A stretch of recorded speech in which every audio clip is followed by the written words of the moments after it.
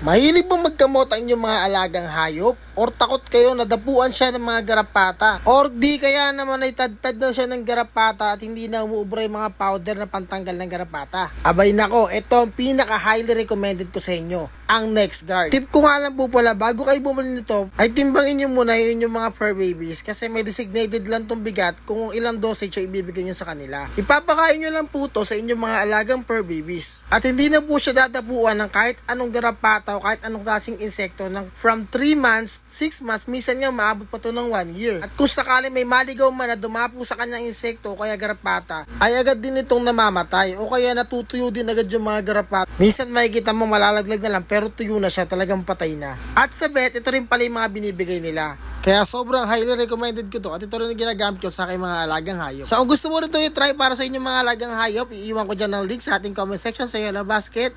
Just click and grab yours. Thanks!